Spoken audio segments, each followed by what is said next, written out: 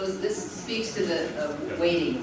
We're all waiting for Allison. When she got ill, then we walked on eggshells. You know, we were like, whatever she needs, you know, whatever time, doesn't matter. She'd be doing her hair and makeup.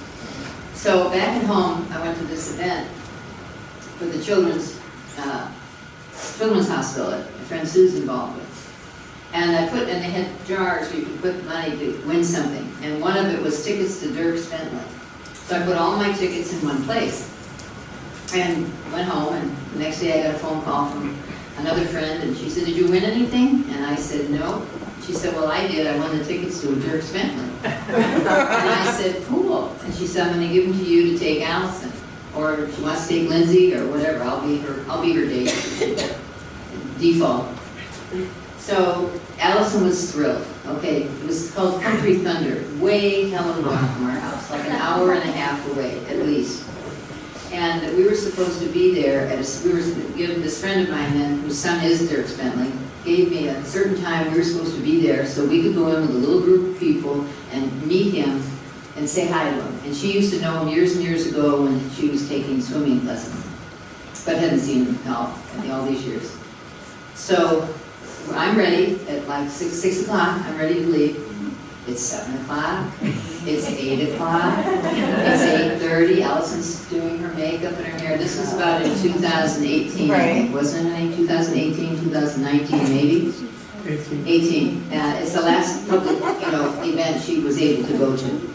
So I'm not saying anything, because I don't want to, whatever she needs, whatever time, no problem. Then I'm flying out there like 110 miles an hour on these bumpy country roads. And then because we didn't leave until probably 10 o'clock, quarter to 10.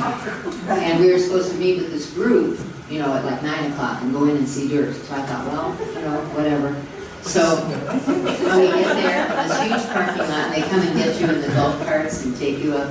And she had an ostomy then, a colostomy, and they have all these awful, porta potties.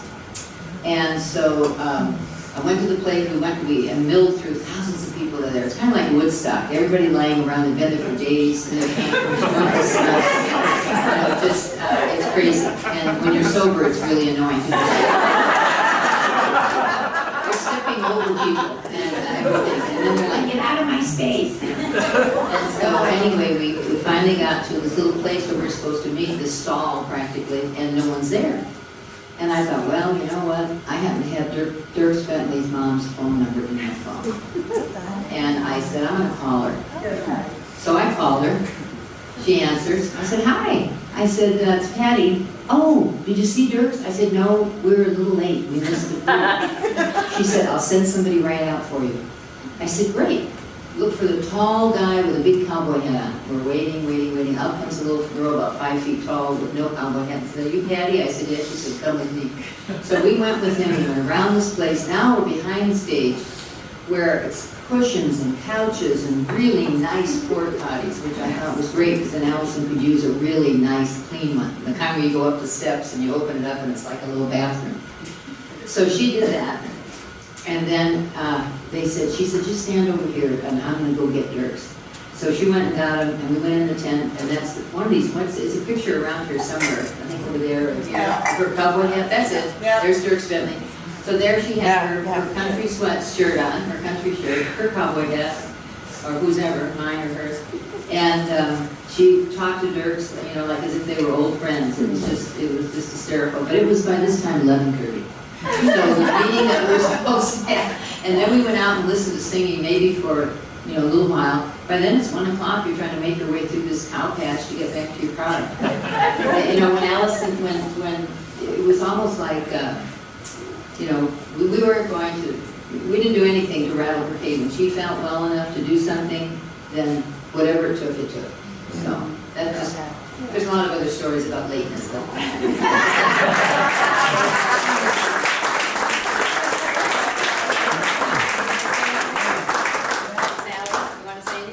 No, I let Carter do it. You let Carter do it? Yes. I can't do it. Okay. Thank you. Anyone Oh, else? wait, where's Todd?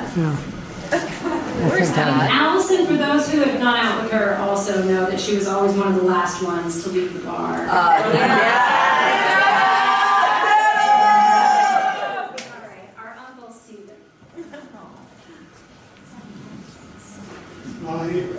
sure I could go ahead with the various stories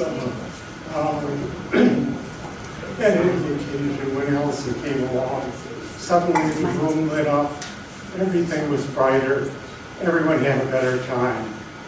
The other thing that hasn't been mentioned tonight, but I know many of her friends were very supportive, but I was particularly impressed with what Patty, Charlie, and Lindsay did to support Allison during the last years of her life. Their selflessness and dedication and love were unparalleled, and I was very, very impressed with that.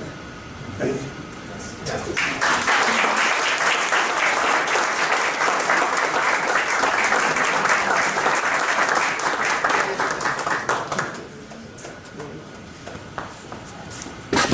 Where's Todd? Thank you. Oops. Where's Todd? I'm not sure Todd Where is he? was ready to come on. Where is he? Thank you all for being here. It's been a really great night, so thanks. We were almost dreading it because it just makes it seem so real, but it really felt great to see everybody and just share all these memories and this love. So thanks everyone for being here. We love you.